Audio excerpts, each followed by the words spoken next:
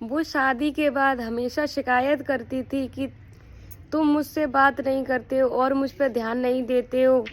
और वह हंसकर कहता कि पगली, मैं तेरे लिए ही तो काम करता हूँ, सब कुछ तो तेरे लिए करता हूँ और किसके लिए करता हूँ। पर सच तो ये था कि उसने कभी महसूस ही नहीं किया था उसका तनाव। वो हमेशा बोलती थी कि आप मुझसे बात किया करो, मुझे थोड़ा टाइम दिया करो। तो वो ये सोचता था कि जब देखो तब मेरे से शिकायतें करती रहती है, कुछ ना कुछ बोलती रहती है। तो वो हंसकर उसकी बातों को टालने लगता था, टाल दिया करता था। कुछ भी बातें होती थी वो कुछ सब कुछ कहने लगती थी। सुबह उठ के खाना बनाती थी, नाश्ता लगाती थी, मगर उस सारी चीज़ें उसके हिसाब से करती थी। मगर वो सिर्फ एक ही बात बोलती थी कि तुम मुझे समय नहीं देते हो, मुझसे बात नहीं करते हो और मुझे प्यार नहीं करते हो। तो उसने कहना कह कह कर बहुत समय हो गया।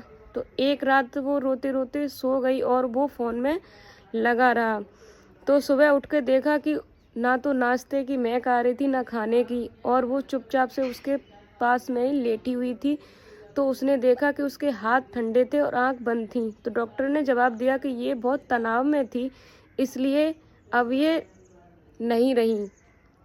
तो उसका पति सोचता रहा और रोता रहा कि उसके रातों में जब वो सोता था तो उसके कानों में एक आवाज़ गूंजती थी कि आप मुझे समय नहीं देते हो, मेरे पास बैठो और मुझसे बात करो।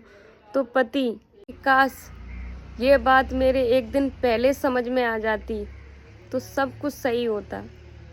तो सभी चीज़ों को ध्यान में रखते हुए अपने जीवन को व्यतीत करें और ध्यान दें।